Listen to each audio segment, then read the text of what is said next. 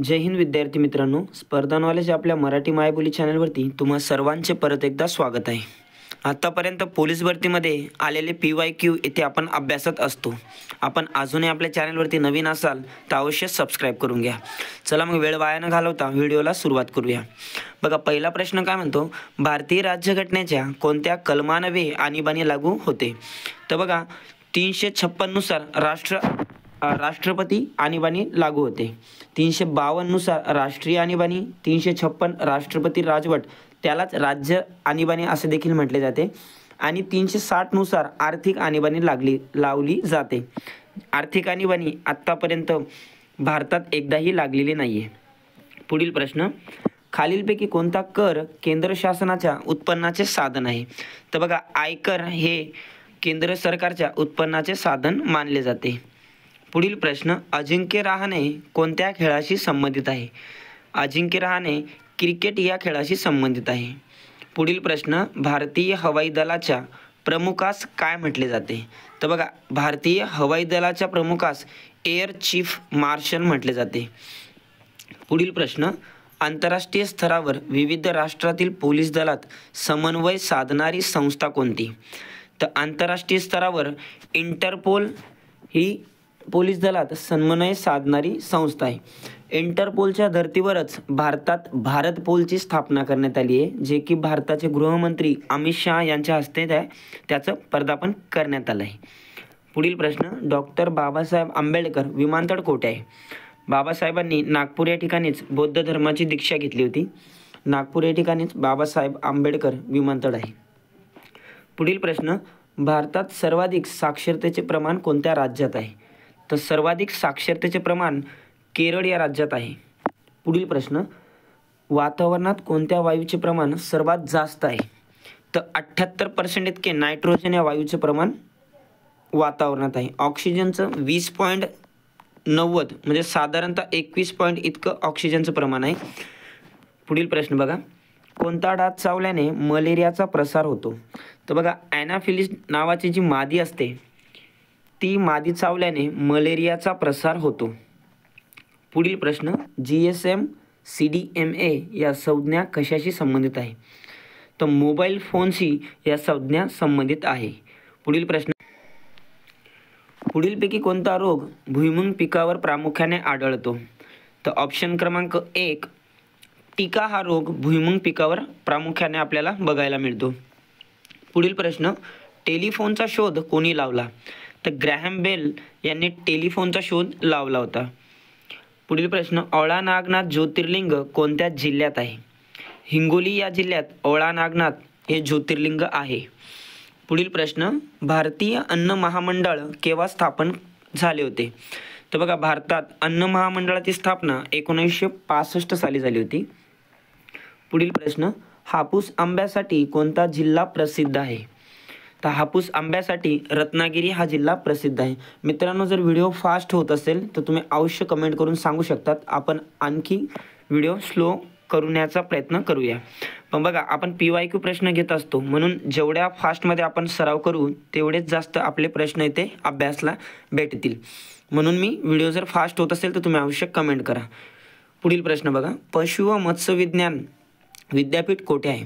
तर बघा, पशु व मत्स्य विज्ञान विद्यापीठ नागपूर या ठिकाणी आहे। राऊरी या ठिकाणी काय आहे? महाराष्ट्रातील पहिले कृषी विद्यापीठ आहे। नागपूर हे अहिल्यानगर या जिल्ह्यात आहे। महात्मा ज्योतिबा फुले या नावाने राऊरी या ठिकाणी पहिलं कृषी विद्यापीठ स्थापन केलं होतं। हिपॅटायटिस हा आजार कोणत्या अवयवाशी निगडीत आहे? तर बघा, हिपॅटायटिस हा जो आजार आहे याला आपण सरळ भाषेत कावीळ म्हणतो। तर कावीळ कुठे होतो? यकृत या अवयवाशी। पुढील प्रश्न, भारताचे पहिले मुस्लिम राष्ट्रपती कोण?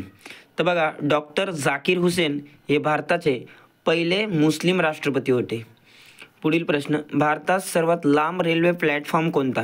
तर बघा, गोरखपूर खरगपूर हे सध्या नाही आहेत, तर कोलकाता या ज्या ठिकाणी हुबळी नावाचं जे प्लॅटफॉर्म आहे ते सर्वात लांब गणलं गेलं आहे, तर यापैकी नाही याचं उत्तर योग्य आहे। पुढील प्रश्न, ग्रामपंचायत सदस्याची संख्या डॅश डॅश निश्चित ठरवतात? तर ग्रामपंचायतीची सदस्य संख्या कोण ठरवतो? जिल्हाधिकारी। पुढील प्रश्न, विधवा विवाह हे पुस्तक कोणी लिहिले? तर बघा ईश्वरचंद्र विद्यासागर यांनी विधवा विवाह पुस्तक लिहिले होते.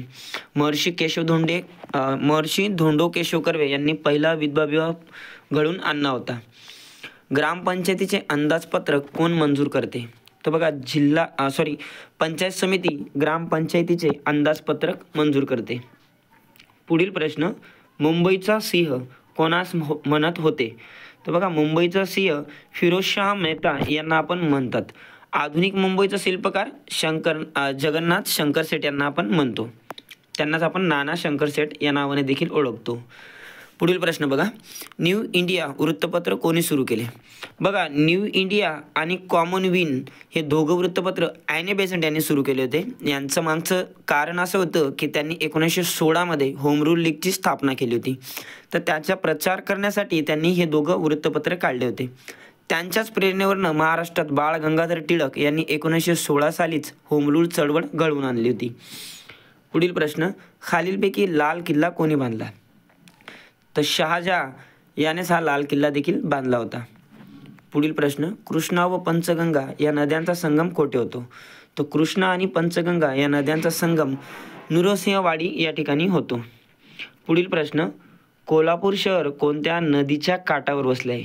तर कोल्हापूर शहर पंचगंगा या नदीच्या काठावर वसले आहे. पुढील प्रश्न, आद्य क्रांतिकारक म्हणून कोणास ओळखले जाते? तर महाराष्ट्राचे आद्य क्रांतिकारक म्हणून वासुदेव बळवंत फडके यांना ओळखले जाते. पुढील प्रश्न, बाजीप्रभूंचा अश्वारूढ पुतळा कोठे आहे? तर बाजीप्रभूंचा अश्वारूढ पुतळा विशालगड या ठिकाणी आहे. पुढील प्रश्न, तोरणमाळ थंड हवेचे ठिकाण कोणत्या जिल्ह्यात आहे? सातपुडा पर्वतरांगेमधील वसलेले तोरणमाळ हे नंदुरबार जिल्ह्यात आहे. पुढील प्रश्न, जागतिक रेबीज दिन दरवर्षी कोणत्या दिवशी पाळला जातो? तर बघा जागतिक रेबीज दिवस हा 28 सप्टेंबर रोजी पाळला जातो.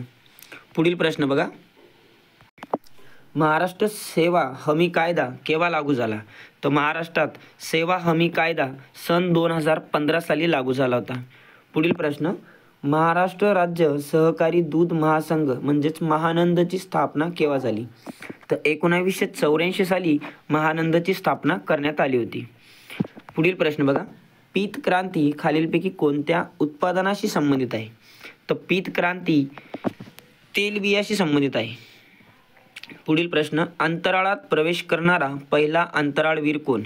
तर अंतराळात प्रवेश करणारा पहिला अंतराळवीर युरी गागारिन, जो की रशिया या देशाचा होता. भारताचे पहिले अंतराळवीर कोण होते? राकेश शर्मा. पुढील प्रश्न, कोणत्या सुप्रसिद्ध युद्धानंतर सम्राट अशोकाने युद्धाचा त्याग करून बौद्ध धर्माचा स्वीकार केला? तर बघा ऑप्शन क्रमांक डी बघा, कलिंग युद्धाचा त्याग करून सम्राट अशोकाने बौद्ध धर्माचा स्वीकार केला होता. महाराष्ट्रात सोने शुद्धीकरण कारखाना कोठे आहे? तर नंदुरबार जिल्ह्यातील शिरपूर या ठिकाणी सोने शुद्धीकरण कारखाना आहे. पुढील प्रश्न, भाभा अणुशक्ती संशोधन केंद्र कोठे स्थित आहे? तर बघा भाभा अणुशक्ती संशोधन केंद्र ट्रॉम्बे या ठिकाणी स्थित आहे. पुढील प्रश्न, वल्लभभाई पटेल यांना सरदार ही पदवी कोणी दिली? तर वल्लभभाई पटेल यांना सरदार ही पदवी महात्मा गांधी म्हणजेच मोहनदास करमचंद गांधी यांनी वल्लभभाई पटेल यांना सरदार ही पदवी दिली होती. पुढील प्रश्न, खालीलपैकी कोणता रोग पाण्यामार्फत पसरत नाही? तर खालीलपैकी पोलिओ हा रोग पाण्यामार्फत पसरत नाही. पुढील प्रश्न बघा, खालीलपैकी राष्ट्रीय महामार्ग क्रमांक NH4 कोणता? तर बघा NH4 हा मुंबई ते चेन्नई या मार्गावर आहे. मुंबई ते आग्रा NH3. पुढील प्रश्न, भारतातील सर्वात जास्त लांबीची नदी कोणती? तर लांबीचा विचाराने जर विचारली तर भारतातील सर्वात लांबीची गंगा नदी आहे. आणि जर पात्राने विचारली म्हणजेच सर्वाधिक पाणी वाहून नेणारी नदी ही ब्रह्मपुत्र आहे. महाराष्ट्रात गोदावरी आहे. गोदावरीने भारतात एकूण 10% इतकं क्षेत्र व्यापलं आहे. पुढील प्रश्न, रामकृष्ण मिशनची स्थापना कोणी केली? तर स्वामी विवेकानंद यांनी रामकृष्ण मिशनची स्थापना केली होती. स्वामी विवेकानंदांचा जन्म 12 जानेवारी आपण राष्ट्रीय युवा दिवस म्हणून साजरा करतो. पुढील प्रश्न, भारत छोडो चळवळ कधी सुरू झाली? तो बेसिकचा प्रश्न आहे. 1942 मुंबई या ठिकाणी 8 ऑगस्ट 1942 रोजी भारत छोडो चळवळ महात्मा गांधीजींनी सुरू केली होती. पुढील प्रश्न, भारताचे राष्ट्रपिता कोणाला म्हणतात? तर भारताचे राष्ट्रपिता महात्मा गांधी यांनाच म्हणतात आणि ही पदवी त्यांना कोणी दिली होती? सुभाषचंद्र बोस. पुढील प्रश्न, पंडित नेहरू यांना कोणत्या टोपण नावाने ओळखले जायचे? तर पंडित नेहरू यांना आपण चाचा या टोपण नावाने ओळखायचो. पुढील प्रश्न, स्वतंत्र भारताचे पहिले गव्हर्नर जनरल कोण? तर बघा, स्वतंत्र भारताचे पहिले गव्हर्नर जनरल विचारल्यास लॉर्ड माउंटबॅटन. आणि जर काही प्रश्न असा विचारला स्वतंत्र भारताचे पहिले भारतीय गव्हर्नर जनरल कोण? तर सी राजगोपालाचारी. कन्फ्युजन अजिबात होऊ द्यायचं नाही. पुढील प्रश्न, फर्ग्युसन कॉलेजचे प्राचार्य म्हणून कोणी काम केले?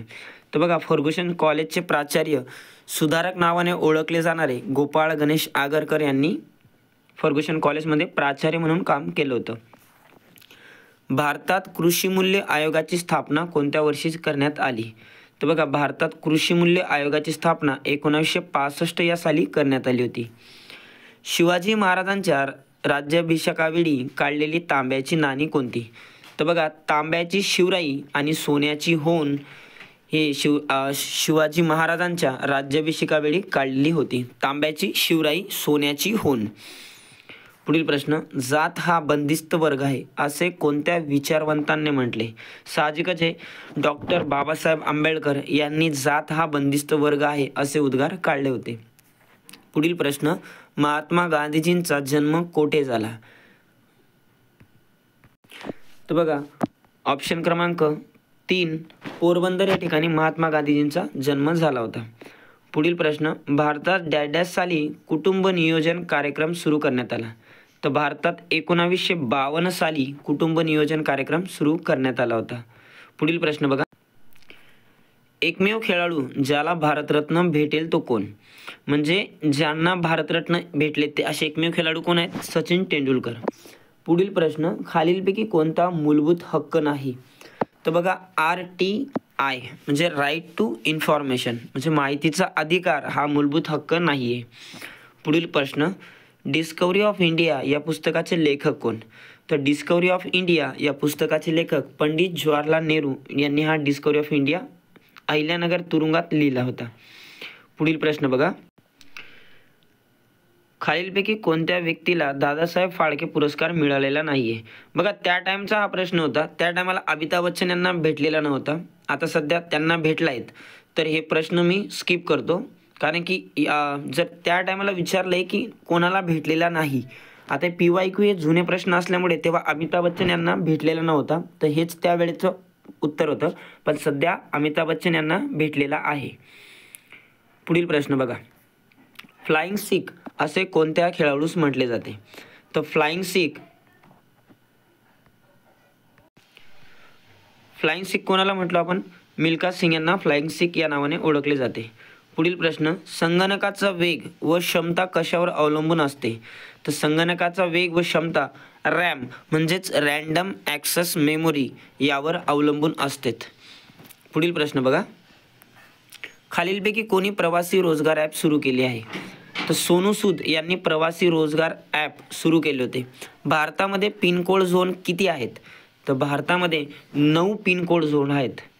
पुढील प्रश्न, जवाहरलाल नेहरू पोर्ट ट्रस्ट म्हणजे JNPT कोठे आहे? तर रायगड या जिल्ह्यात JNPT पोर्ट ट्रस्ट आहे. पुढील प्रश्न बघा, साहित्याचा पहिला नोबेल पुरस्कार रवींद्रनाथ टागोरांच्या या पुस्तकाला मिळाला. 1913 मध्ये भारतातील पहिले व्यक्ती ज्यांना नोबेल पुरस्कार मिळाला ते गीतांजली या पुस्तकासाठी त्यांना नोबेल पुरस्कार देण्यात आला होता. पुढील प्रश्न बघा, इंडियन नॅशनल आर्मीची स्थापना कोणी केली? तर इंडियन नॅशनल आर्मीची स्थापना कोणी केली आहे? सुभाषचंद्र बोस यांनी केली होती. पुढील प्रश्न, संत गजानन महाराज मंदिर शेगाव हे कोणत्या जिल्ह्यात आहे? बुलढाणा या जिल्ह्यात शेगाव संत गजानन महाराजांचं मंदिर आहे. बुलढाणा या ठिकाणी छत्रपती शिवाजी महाराजांचे आजोड देखील आहेत. सोनाका ही कोणत्या फळाची जात आहे? तर बघा, सोनाका ही द्राक्षे या पिकाची जात आहे. पुढील प्रश्न बघा, रक्ताचे एकूण किती गट आहेत? तर रक्ताचे एकूण 4 गट असतात. पुढील प्रश्न, महाराष्ट्राची सांस्कृतिक राजधानी कोणती?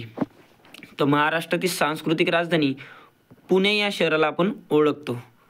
पुढील प्रश्न आणि आजचा शेवटचा प्रश्न, राज्यसभेच्या प्रत्येक सदस्याला डॅश डॅश वर्षाचा कार्यकाळ मिळतो. तर बघा 6 वर्षाचा इतका त्यांच्या सदस्याचा कार्यकाळ असतो.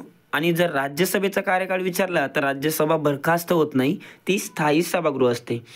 बघा मित्रांनो, व्हिडिओमध्ये काही चूक झाली असेल तर तुम्ही अवश्य कमेंट करून सांगतात. व्हिडिओ फास्ट झाला ते देखील कमेंट करून सांगा. व्हिडिओ आवडला तर नक्की लाईक करा. आपण अजूनही आपल्या चॅनलवरती नवीन असाल, सबस्क्राईब केलं नसेल तर अवश्य सबस्क्राईब करा.